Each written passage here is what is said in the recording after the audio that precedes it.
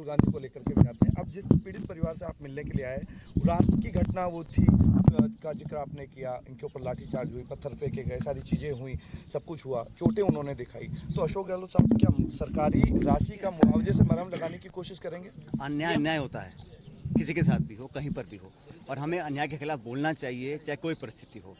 और हम लोग जब विपक्ष में थे तब भी आपको याद है बाड़मेर में डेल्टा मेघवाल की बच्ची के साथ जो हुआ था, उस वक्त भी हमने इसको एंड तक ले गए, उस जांच को, पड़ताल को हमने।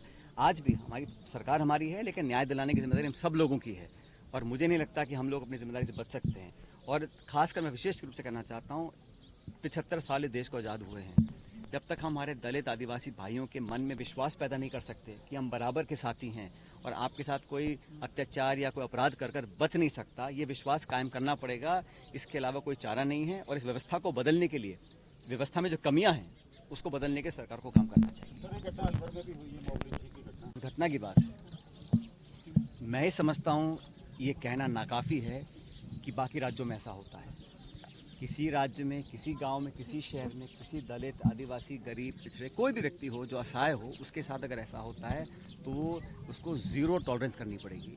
हम ये नहीं कह सकते कि बाकी राज्यों में हो रहा है तो यहाँ पर भी हो रहा है, और हम वेट करते रहें कि अगला कब हादसा हो फिर हम कुछ एक्शन लें। हमें उस मानसिकता को पराजित करने के लिए कुछ कदम उठाने पड़ेंगे जो लोगों के जहन में है कि दलितों के साथ अत्याचार कर आप बच नहीं सकते। अगर उस मानसिकता पे हम दबाव डालकर ख़त्म नहीं करेंगे तो अपना काम नहीं कर रहे हैं। सरकार का, जनता का, हमारा, आपका विश्वास और इकबाल कायम रहना चाहिए। इनके जहन में पता होना चाहिए कि अगर कोई गलत काम हमसे करेगा तो उसका भुगतान करना पड़ेगा। जब तक वो डर और वो कानून का एक जो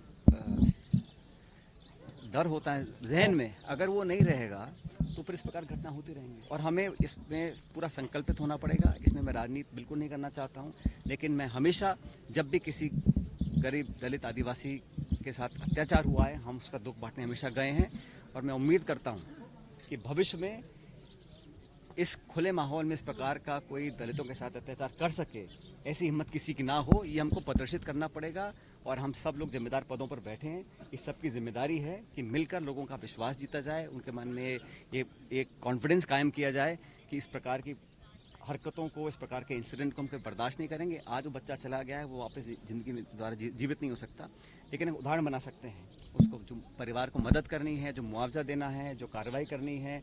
और यहाँ पर मुझे परिवार के साथी बता रहे हैं कि जब बच्चा वापस आया, उसकी लाश, तो लाश को रात के अंधेरे में यहाँ दफनाया गया है, और पीड़ित परिवार के परिजनों पर लाठीचार्ज किया गया है।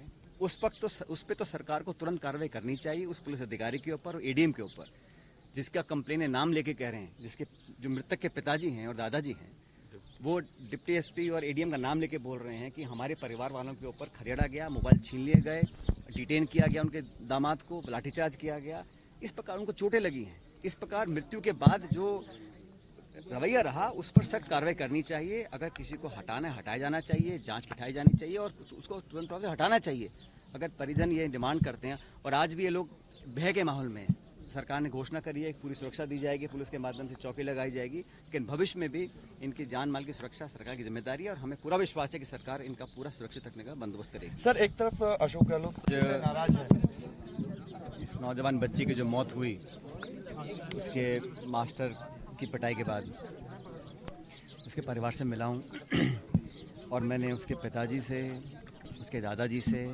विस्तार में बातें करी, और मुझे बड़ा दुख है कि एक मासूम बच्चा जो पढ़ाई करने स्कूल में जाता है, इस देश के आज आज़ाद हुए हमारे को 75 साल हो गए हैं। इस 75 साल आज़ादी के बाद हमारी जो सिस्टम है उसके अंदर आज भी इस प्रकार का भेदभाव हो रहा है। ये हम सब के लिए बहुत शर्म की बात है और बहुत आत्मचिंतन की बात है। उस बच्चे को मारा गया और उसकी मौत हो गई। वो 15-20 दिन बीमार रहा, 9 साल का बालक था, और जो एफआईआर लिखी गई है उसमें लिखा गया है कि वो एक मटके से पानी पीना चाह रहा था, पी लिया था, और वो मटका वो मास्टर का था, ये एफआईआर में लिखा गया है। चिंता की बात यह है कि उस बच्चे की जिस प्रकार से मौत हुई है बहुत बड़े सवाल खड़े करती है, और मैं यहाँ परिवार वालों का दुख बांटने के लिए हम सब साथी आए थे, और ख़ासकर ये समाज जो आज पिछड़ा है, दलित है, हर मान्य से दबाव में है।